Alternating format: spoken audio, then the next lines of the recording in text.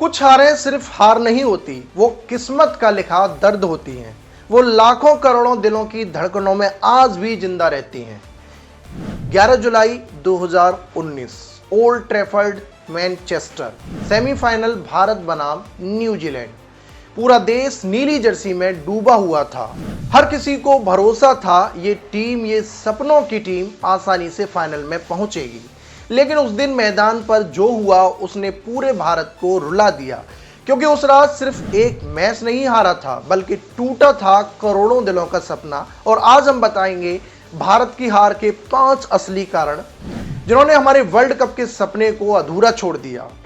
पहला कारण, गेंदबाजी का तूफान। सुबह आसमान में बादल थे, हवा में नमी थी और सामने थे ट्रेंट बोल्ट और मैट हेनरी। 2 गेंदबाज, 2 तूफान। भारत की सबसे मजबूत दीवार और उसका टॉप ऑर्डर, लेकिन वो दीवार आधे घंटे में ढह गई।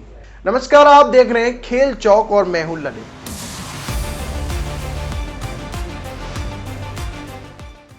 रोहित शर्मा पूरे टूर्नामेंट के 5 शतक और उस दिन सिर्फ 1 रन। विराट कोहली कप्तान भरोसे का दूसरा नाम, सिर्फ 1 रन पर एलबीडब्ल्यू। केएल राहुल सिर्फ 1 रन और भारत का स्कोर 24 रनों पर 4 विकेट। 4 साल की मेहनत मानो पलक झपकते ही राख हो गई। यही था हार का पहला और सबसे बड़ा कारण, टॉप ऑर्डर का ध्वस्त होना।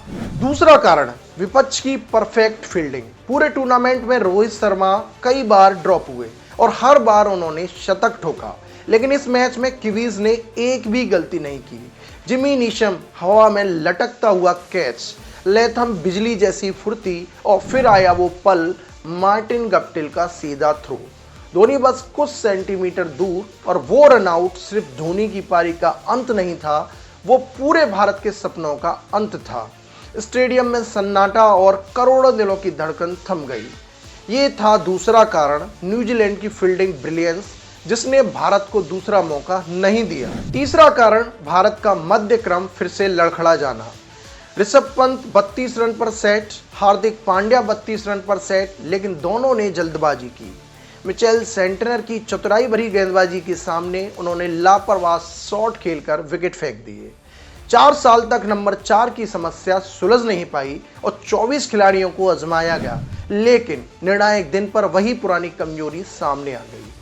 तीसरा कारण साफ था, भारत का मिडिल ऑर्डर, जो दबाव में टिक नहीं पाया। चौथा कारण, देर से शुरू हुई उम्मीद। जब हालात लगभग नामुमकिन हो चुके थे, तभी मैदान पर उतरे रवींद्र जडेजा। 77 रन की जुझारू पारी, गगनचुंबी छक्के और धोनी के साथ 116 रनों की साझेदारी। स्टेडियम गूंज उठा, जड्डू जड्डू। हर भारतीय फैंस की आंखों में उम्मीद लौट आई और हर चौके छक्के पर लगा शायद चमत्कार हो जाए। लेकिन आखिरी 3 ओवर में चाहिए थे 37 रन। जडेजा आउट हुए और थोड़ी देर बाद धोनी रन आउट। लड़ाई शानदार थी, लेकिन देर से आई और मैच का रुख पहले ही तय हो चुका था। 5वां कारण, मजबूरी का खेल। धोनी मैदान पर थे, उनकी पारी स्टडी थी लेकिन धीमी। उन्होंने जानबूझकर मैच को गहराई तक खींचा, क्योंकि वो जानते थे अगर अंत तक रहेंगे तो भारत को जीत मिल सकती है। लेकिन रन रेट बढ़ चुका था, फैंस के मन में सवाल उठ रहे थे, धोनी तेज क्यों नहीं खेल रहे। और फिर आया वो पल, लॉकी फर्ग्यूसन की गेंद, धोनी ने उसे छोड़ दिया। पूरा स्टेडियम हैरान हो गया और अगली ही बॉल धोनी ने वैसा ही बॉल मारा, सीधा छक्का। स्टेडियम झूम उठा, लेकिन वो धोनी का वर्ल्ड कप का आखिरी छक्का था। और अगली बार जब कैमरा धोनी पर रुका तो वो रन आउट होकर पवेलियन लौट रहे थे। 5वां कारण, धोनी की मजबूरी वाली धीमी पारी। वो अंत तक लड़े लेकिन पार नहीं कर पाए।